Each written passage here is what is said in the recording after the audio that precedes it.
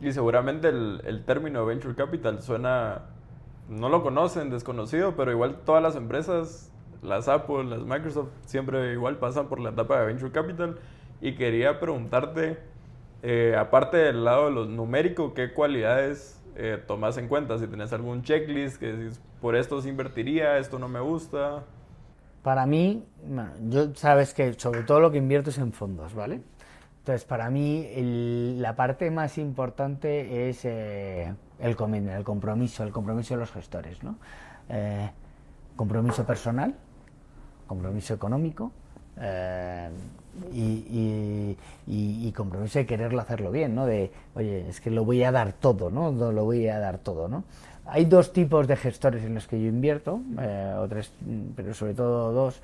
Uno que son fondos que previamente han tenido un track record, que son fondos de primer cuartil. Ahí miras más la trayectoria, que el equipo siga siendo igual, cómo son los incentivos de la gente que viene por detrás, etcétera, etcétera, ¿no? Y cómo lo han estado haciendo, qué consistencia tienen esos retornos, etcétera. Y luego son los gestores emergentes, ¿no? Que son fondos que están en primero, segundo o tercer fondo de su vida y quieres, oye, que ves ese compromiso. Un tío que le estás invirtiendo en su primer fondo es un tío que tiene que ir a muerte, que tiene que, oye, que ha hipotecado su casa para el fondo, que ha metido a su padre, a su madre, bueno, que está vendiendo a su hermana, ¿no? O sea, esa es la realidad, ¿no? Eso es lo que veo para invertir, ¿no? Y, y, y bueno, pues estamos viendo fondos de todo tipo, ¿no? No puedo decir, pero un fundador de una startup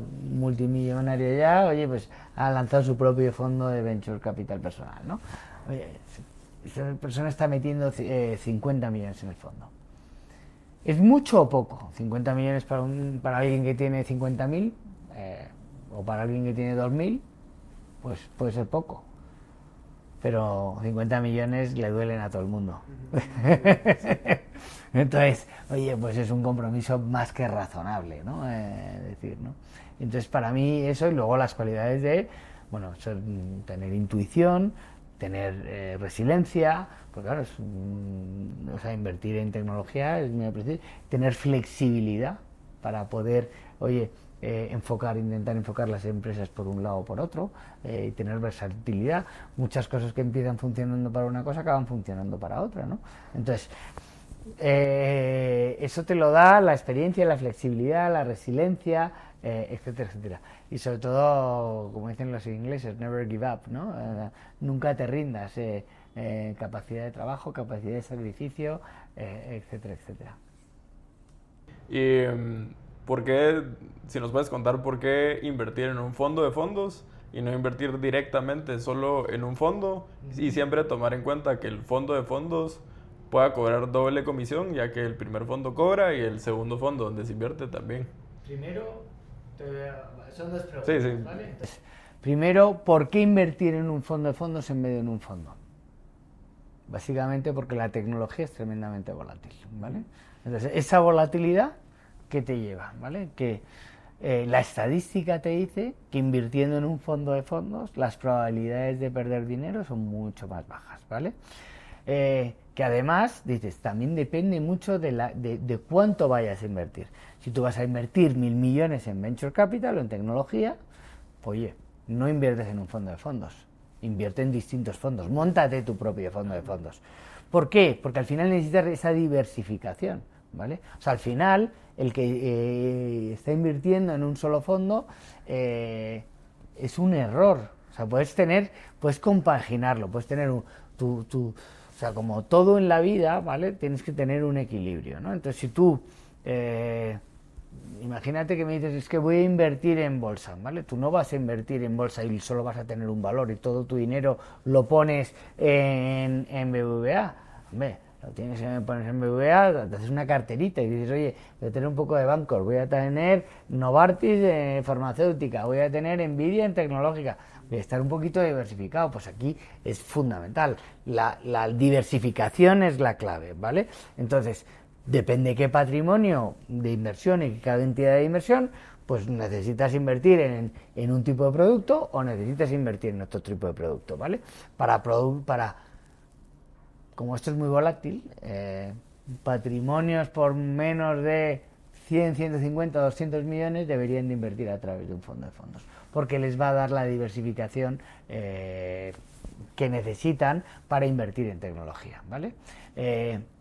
Y luego, a no ser que dices, bueno, y lo complementas luego si quieres con un fondo. Pues imagínate, tú eres una compañía farmacéutica y bueno, voy a tener un fondo de fondos que quiero ver el espectro global de la tecnología, pero aparte quiero tener varios fondos de health tech, ¿sabes? Porque sé dónde van a estar, ¿no? Y quiero apostar por 5 compañías, ¿no? Bueno, pues es distinto, es un corporate venture y estás apostando ahí. Pero te da una base de diversificación muy grande y la tecnología además se va apoyando unas en otras para ir creciendo, ¿no? Y eso para mí es la clave. Y has hecho otra segunda pregunta, la doble capa de comisiones. ¿Es verdad? El gran problema. Es el gran problema que tienen los fondos de fondos. Pero ¿qué es lo que pasa y lo que nos dice la estadística?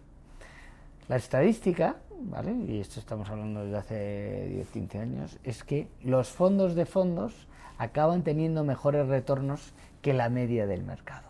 ¿Por qué? Pues vamos a ver, estamos invirtiendo en tecnología. Entonces, si invertimos en tecnología y lo comparáramos con real estate, pues en real estate, oye, pues el fondo bueno te hace un 10% y el fondo malo te hace un 6%, ¿vale? La dispersión es muy baja, ¿vale? En cambio, en tecnología, la dispersión es gigante. El fondo bueno te hace 10 veces dinero y el fondo malo te hace 0,4, 0,5, 0,6, ¿vale? Entonces, ante esa grandísima dispersión que existe en tecnología, lo que pasa es que los fondos de fondos, ¿vale? A pesar de esa doble capa de comisiones, el retorno neto medio para el inversor es mucho mejor que la media del mercado. ¿Por qué? Porque está reduciendo la volatilidad, porque el gestor de fondos es capaz de, con esa cesta, habiendo meterse en fondos, pues más o menos que él cree que son buenos, de una manera más profesional, ¿no? Entonces, por eso digo yo que es mejor invertir en tecnología. Creo que hoy es imbatible que hay que invertir en tecnología, ¿no? Porque es al final lo que nos está cambiando el mundo. Y como todo en la vida, diversificado, ¿no? No puedes tener todo tu patrimonio ahí, ¿no? Pero, y entonces, la mejor manera para invertir en tecnología es a través de un fondo de fondos. Esa es mi opinión. Y complementarla, ¿no? Pues invertir en el fondo de tu amigo porque conoces muy bien al gestor, invertir a 2 o 3 compañías porque todos nos queremos parecer a Warren Buffett, ¿no? Entonces, sí, pues oye, y probablemente eso no te cambia la vida haber invertido en un Community y hacer un por 10, pero eso sí, cuando vas a no sé, con tus amigos, oye, pues puedes chulear, ¿sabes? Y el ego a todo el mundo nos gusta, ¿no? Sí, sí. Y las cualidades que para el inversionista que está iniciando a invertir en Venture Capital y después de escuchar este podcast toma la buena decisión de un fondo de fondos, ¿qué debe buscar en el gestor? Bueno, para mí, compromiso. Lo mismo que os he dicho antes, compromiso. ¿Qué está dedicando a qué quiere el gestor de ese fondo? ¿Cuánto está apostando a nivel personal, a nivel económico, etcétera, etcétera? Y eso es para mí el punto número 1, ¿no? de esa persona. Luego, cualidades, ¿vale? ¿Qué acceso tiene para seleccionar esos gestores y qué criterio tiene para seleccionarlos? Esas son, para mí, las 3 bases. Compromiso, ¿vale? Acceso y criterio para luego seleccionarlos. Fabuloso. Y me llama la atención que hablas bastante sobre skin in the game. Sí. Que estás poniendo o sea, put your money where your mouth is, ¿verdad? Totalmente. Entonces, no sé si nos quisieras contar un poco cómo lo vivís con el fondo. Bueno, yo con el fondo nuestro, con VC4, no solo estamos poniendo más de un 10%, o sea, estamos poniendo alrededor de como mínimo de un 10% del hard cap del fondo de 150 millones. Estamos poniendo, entre mis socios y yo, estamos poniendo 15 millones, ¿no? Pero es que aparte mi familia, mis amigos, mis íntimos, estos están poniendo el dinero aquí. Eso significa mucho más que cualquier dinero que yo pueda poner, ¿no? Eso significa una responsabilidad fiduciaria en un país como el español, como España, que el fracaso nos admite, ¿vale? Y además que, joder, oye, o sea, yo me meto aquí porque me lo creo, ¿no? Y me lo creo, y esa es la mayor demostración para alguien que se lo cree, ¿no? Se está jugando el dinero de su padre y sus hermanos, ¿no? Sí. Oye, que yo quiero seguir yendo a cenar por Navidad y que no me miren mal mis hermanos, y peor que mis hermanos, mis cuñados, ¿no? Mis hermanos, tus hermanos igual te pueden perdonar, los políticos les cuesta más, ¿sabes? Pero bueno, eso es así. Y en los fondos o en las inversiones de Venture Capital, ¿cómo funciona el tema del tiempo en lo que uno va invirtiendo y en cuánto tiempo uno va retornando la inversión? A muchos les da miedo el tema de la liquidez en estas inversiones, que no pueden... La liquidez es algo que me encanta hablar de ello, porque la liquidez es algo ficticio, ¿vale? Podéis estar pensando que, ¿sabes?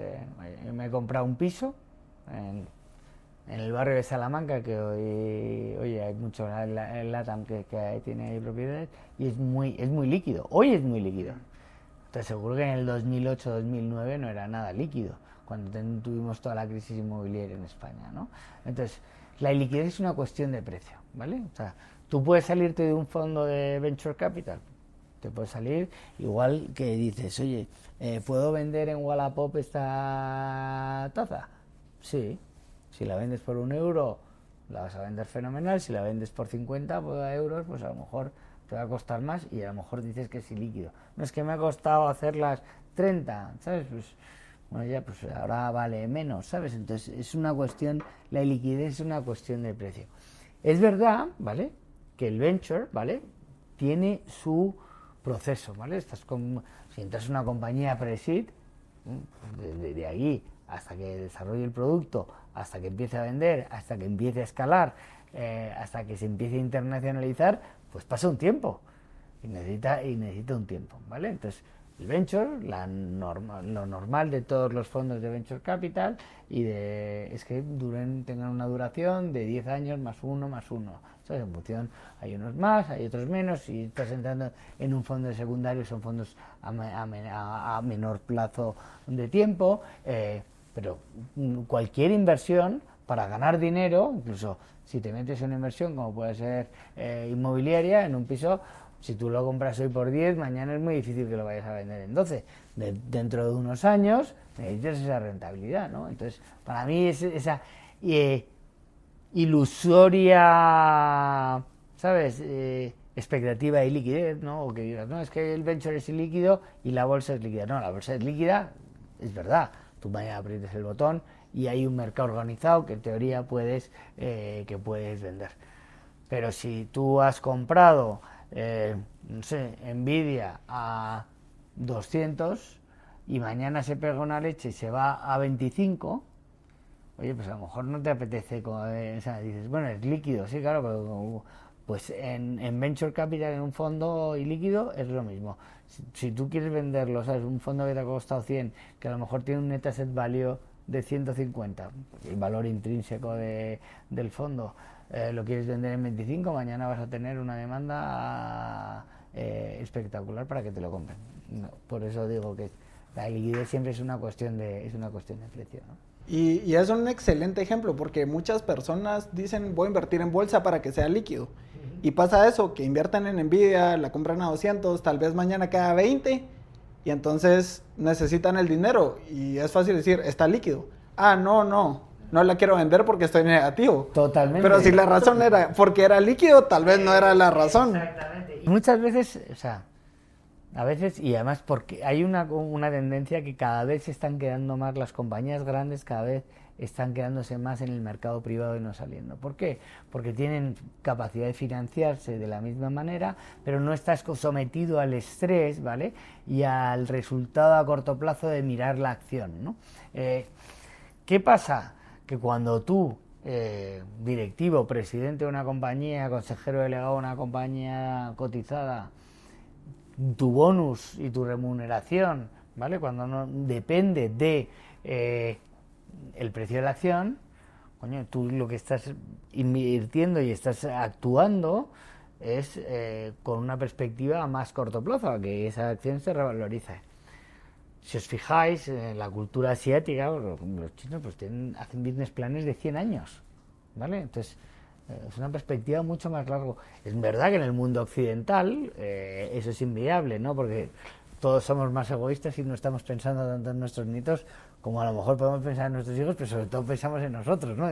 En disfrutar esas plusvalías nosotros en algún día, ¿no? Y es un poco como yo lo veo, ¿no? Y una persona que invierte en Venture Capital, ¿qué retornos son los esperados? ¿Qué es un rango aproximado de cuánto?